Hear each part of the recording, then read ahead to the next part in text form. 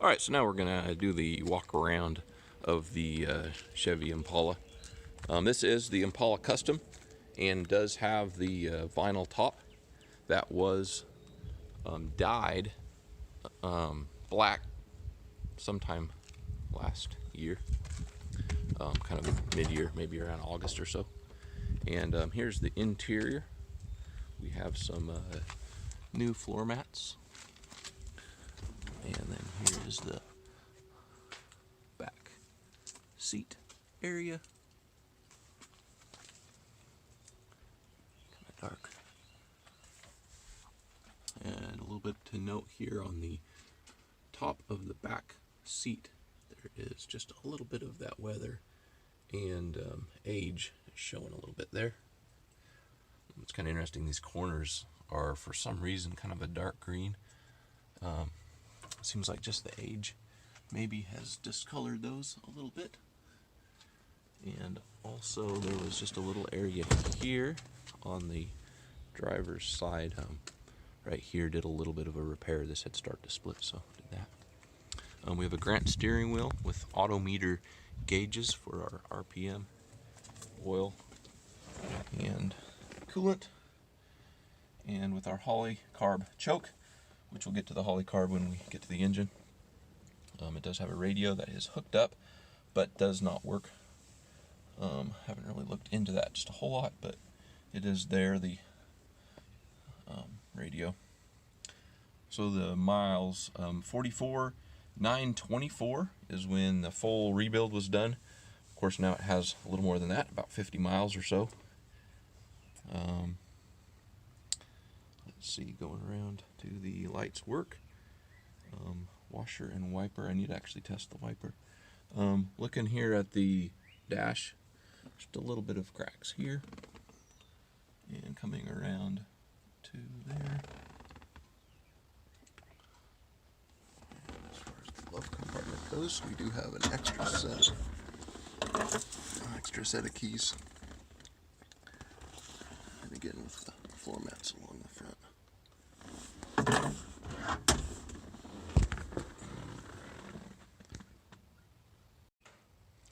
Alright, so here's the door with just a little bit of things there. Coming around, let's come to the engine. You can note these front fenders. There's these are the original fenders.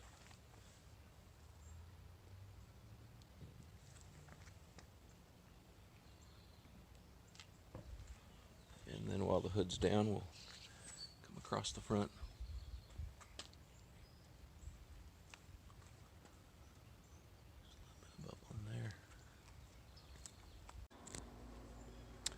Alright, one more thing to note here is the radio antenna. It is a new antenna with the cable running along the side. Up in here enters the firewall there. This is loose just because of the repair. This area of the repair panel hasn't been completed. But anyways, you can just kind of see kind of up in there. Just a little bit loose. Here is the passenger side area of a little bit of age showing on the inner and outer fenders. And again, by the pictures, we do have the repair panel for that. One thing to note is when this door opens, which we will do in just a moment, this panel here has a little bit of a clearance issue just because this has not been repaired. So what we're going to do is we're just going to pull this out just a smidgen. We'll allow this to open. And here is the passenger door. Coming around. There's an area of that passenger side seat.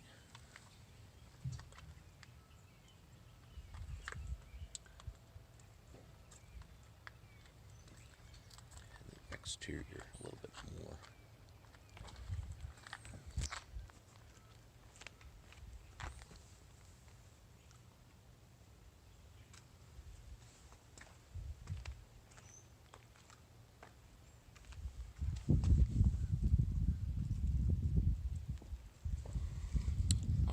let's come around to the engine side here.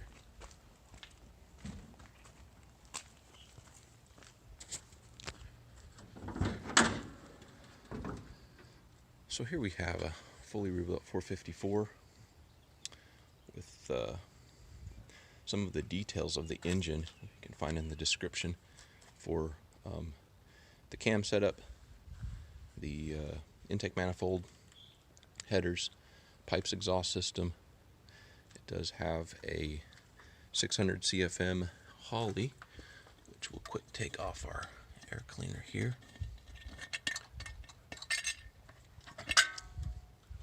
And we have a single fuel input, single fuel with our manual choke,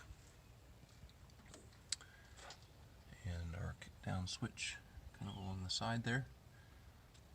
It has a the ignition. I can't just remember those details. But they're in the description. We have a battery disconnect, new alternator. Of course, new plugs, wires, wiring for the battery. Around to the engine.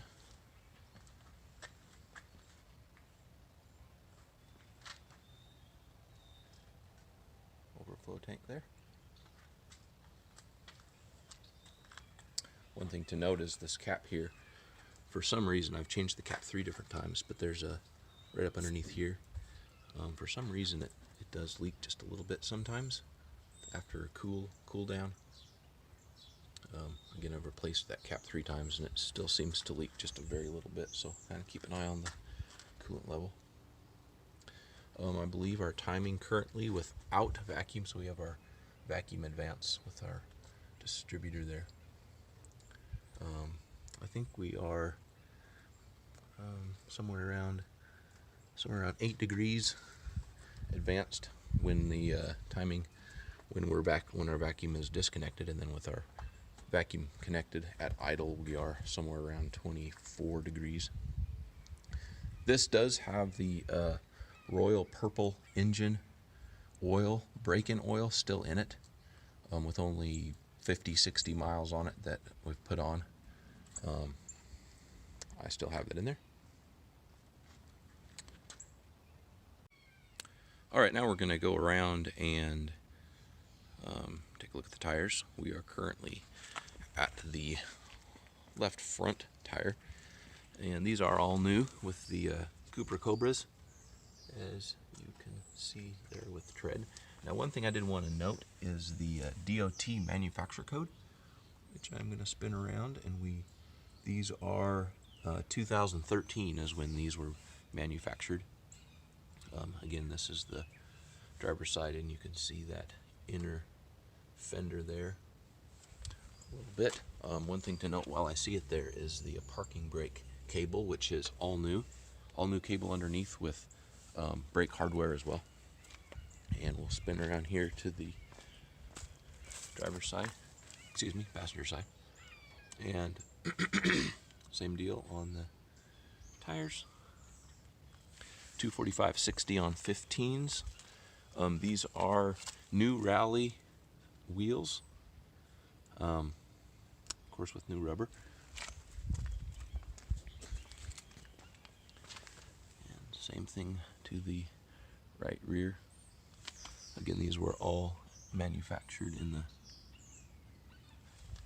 2013 range.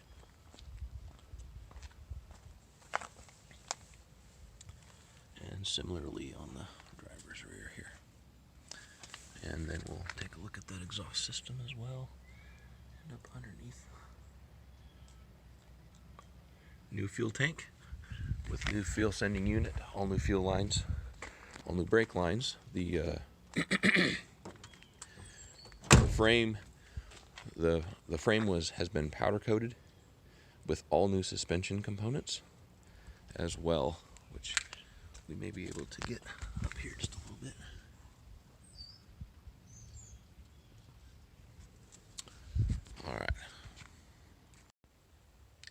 All right, here we are going to do a cold start for the 7D Impala.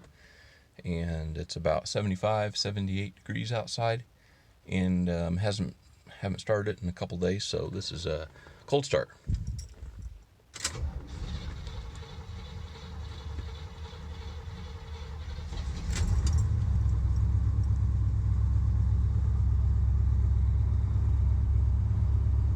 Some good oil pressure down there,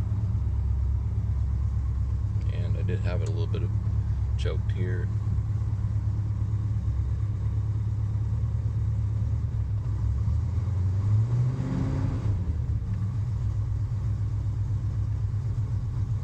Here's our choke adjustment right here, and so depending on where that air fuel is, it didn't light off there, so we're going to give that a little bit more choke here, see where we're at.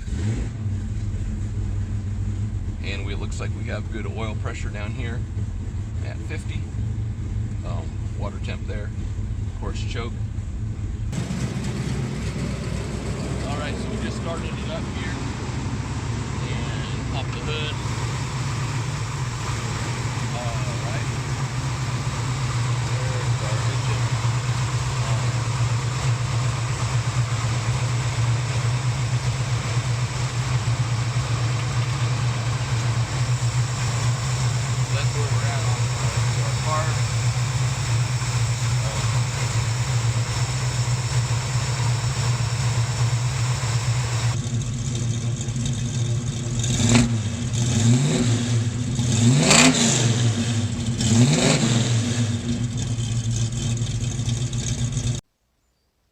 Alright, let's go for a drive now that the engine's warmed up.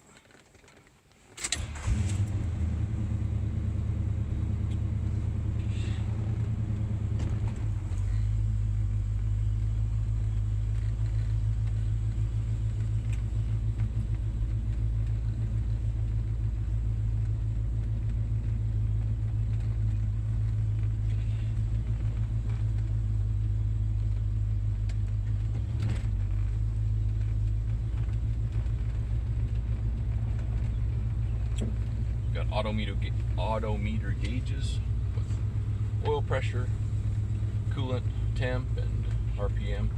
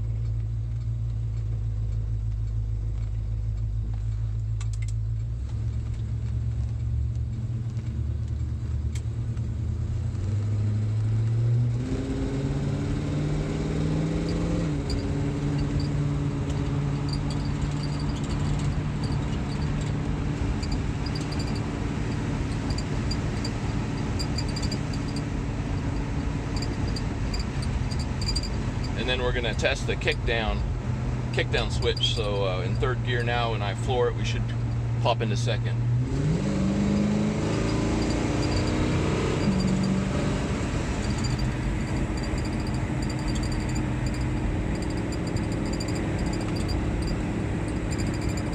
Just a little bit of a squeak here on this window. Somewhere kind of up in here, there seems to be just a little bit of a squeak. A little bit of air coming through with wind noise.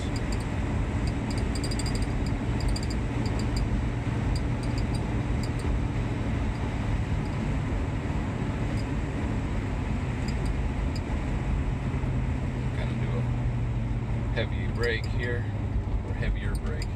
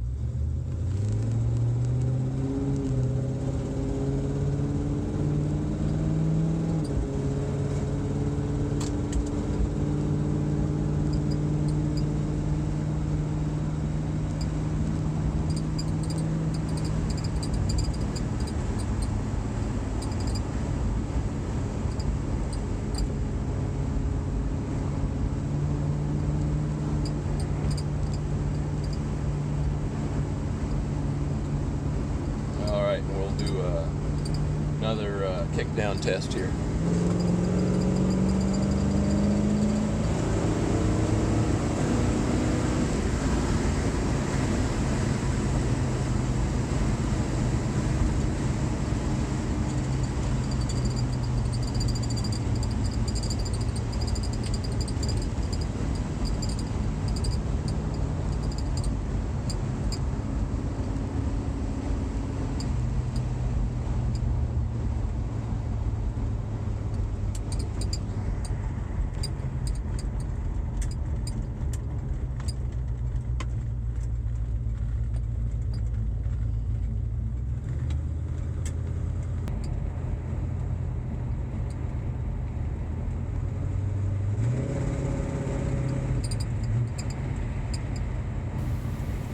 Alright guys, thanks for watching, and if you have any questions about this 1970 Impala, please comment in the listing, and I'll try to get back to you as soon as I can. So, thank you very much.